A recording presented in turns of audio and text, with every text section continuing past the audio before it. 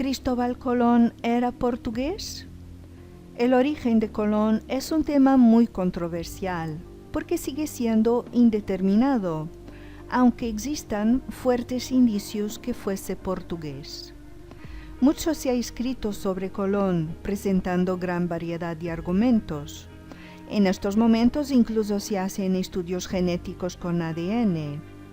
Desde el 2003 que el catedrático profesor Lorente, director del Laboratorio de Genética Forense de la Universidad de Granada, viene trabajando primero para confirmar que los restos en la Catedral de Sevilla son auténticos, gracias a muestras de ADN del hijo de Colón. Y también fueron recogidas muestras del ADN del conde da Ribeira Grande de Portugal y de don Duarte Pío, ambos pretendientes al trono portugués, pero de distintas ramas de la Casa de Braganza. Estas muestras fueron analizadas por Genomed, sin que los resultados hayan sido publicados oficialmente. ¿Pero por qué el ADN del conde da Ribeira Grande y de don Duarte Pío?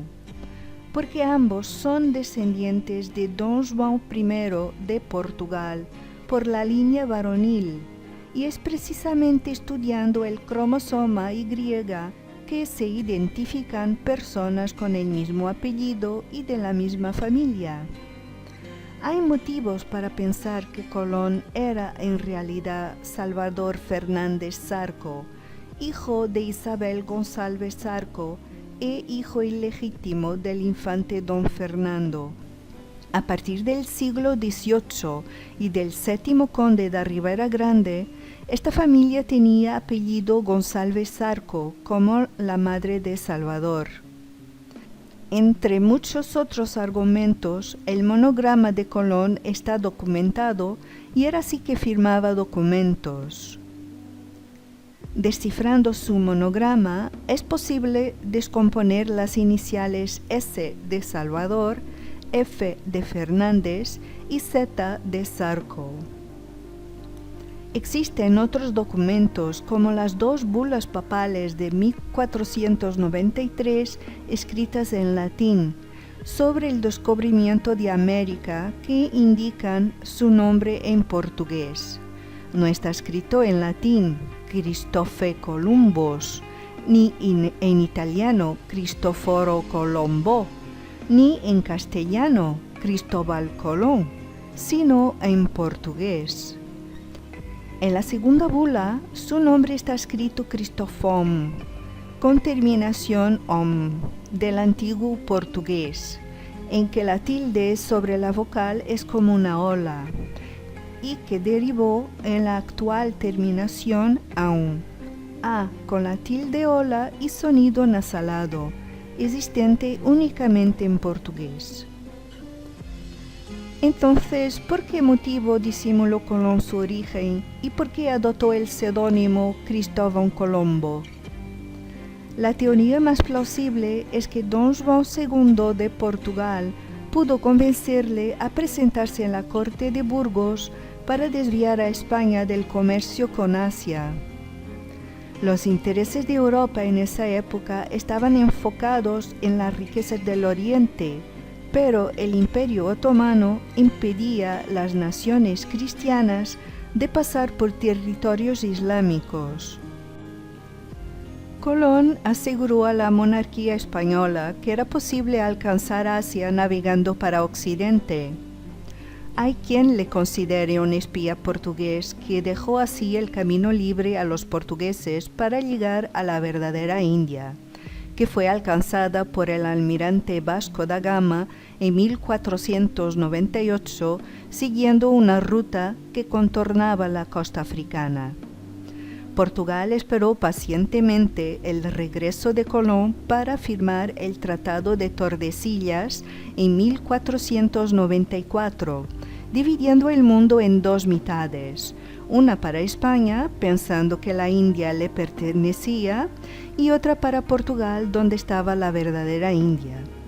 De notar que este tratado fue firmado antes que Pedro Álvarez Cabral llegase a tierras brasileñas en 1500, pero basta con echar un vistazo al mapa del tratado para constatar que el territorio de Brasil lo tenía Portugal a buen recaudo.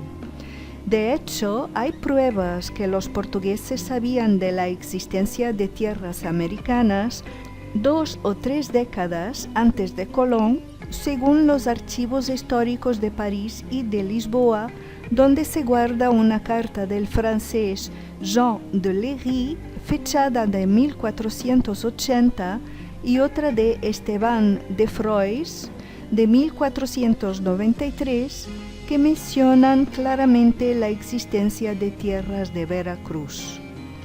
Otro dato curioso es que la primera carta que informa el rey español Fernando el Católico de la llegada de Colón de América es del rey portugués. Este documento fue hallado en el archivo de los condes de Villagonzalo y está fechado el 4 de marzo de 1493. De entre los 200 nombres que Colón en sus 4 viajes atribuyó a islas, cabos, promontorios, golfos, puertos, ríos y otros accidentes geográficos, así como a localidades del Nuevo Mundo, la gran mayoría son portugueses, entre los cuales el caso más sonado es de Cuba, del Alentejo portugués y de la isla con el mismo nombre en el Caribe. De notar que Cuba era una palabra que solo existía en portugués, aunque este es solo uno entre muchos otros ejemplos. Para quien quiera profundizar y obtener más informaciones sobre este tema, hay algunos libros como Cristóbal Colón era portugués, del médico e historiador luso-estadounidense Manuel Luciano da Silva, publicado en 2006, y Colombo portugués, pruebas documentales, del historiador Augusto Mascarenhas Barreto. Abajo, junto a los comentarios, dejo el enlace de un par de crónicas en periódicos españoles. Esperemos que un día se desvele este misterio histórico del origen de Colón, que es sin duda fascinante, pero que además encierra otro todavía más importante, que es el descubrimiento de América.